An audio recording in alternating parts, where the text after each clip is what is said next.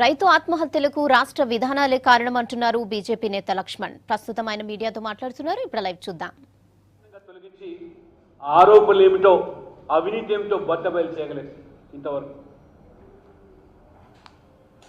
రాజేని వల్ల బర్తరఫ్ చేస్తే టీఆర్ఎస్ పార్టీలో దాదాపు 10 మంది దళిత ఎమ్మెల్యేలు ఉన్నారు. ఆ 10 మంది దళిత ఎమ్మెల్యేలో ఎందుకు ఒక్కరిని వాళ్ళ డిప్యూటీ సీఎంగా చేయలేదు? ఎంపీగా ఉన్నటువంటి సీఆర్ని మాత్రమే మళ్ళీ ఎందుకు ఉప ముఖ్యమంత్రి చేశారు? దాని ఇంకా ఉన్న మతలబు ఏమిటి? ఎందుకు మళ్ళీ ఈ ఉప ఎన్నికకు మీరు తెరదీశారని చెప్పి మేము ప్రశ్నిస్తూ ఉన్నాం. సమాజం ప్రశ్నిస్తూ ఉన్నది. జవాబు చెప్పాలి. తప్పించుకునే ప్రయత్నం చేస్తూ ఉన్నారు. మీరు 10 మంది పైగా ఎమ్మెల్యేలు మీ పార్టీలో అధికార పార్టీలు ఉన్నారు. కానీ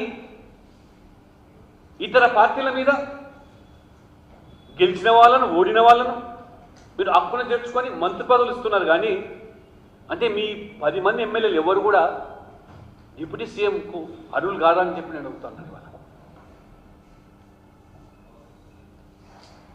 కాబట్టి ఇవాళ చాలా స్పష్టంగా కేసీఆర్ గారు ఇచ్చిన హామీలు, ఎన్నికల ముందు ఇచ్చిన హామీలు, లేదా వరంగల్లో స్వయంగా ముఖ్యమంత్రి గారు బస చేసి ప్రజలకు ఇచ్చిన హామీలు ఒక్కటి కూడా ఇవాళ అమలు చేయకపోవడం, పూర్తిగా ఇవాళ ఆ ప్రభుత్వం ముఖ్యమంత్రి వరంగల్ ప్రజల విశ్వాసాన్ని కోల్పోయినారు. వరంగల్ సాక్షిగా చేసినటువంటి హామీలు, మణికొండ బహిరంగ సభలో వరంగల్ నగరంలో అండర్ గ్రౌండ్ డ్రైనేజీ లేదు, మేము అధికారంలోకి వస్తే వెంటనే అండర్ గ్రౌండ్ డ్రైనేజ్ చేస్తాం హైదరాబాద్ తరహా. హైదరాబాద్ తర్వాత వరంగల్ నగర అభివృద్ధి కోసం పారిశ్రామికరణ చేస్తామన్నారు. ఇవాళ కేంద్రం 4 లైన్ల జాతీయ రహదారికి ఇవాళ మంజూరు చేసి నిధులు విడుదల చేసి మరి శంకుస్థాపనకు మరి మంత్రి గారు ముందుకు వస్తూ ఉంటే ఈ ప్రభుత్వానికి సమయం లేదు, తీరిక లేదు, సెక్యూరిటీ ఇవ్వలేమనేటువంటి రాజకీయపరమైన కారణాలు. వరంగల్ హైదరాబాద్ పారిశ్రామిక కారిడార్ చేస్తా అన్నారు.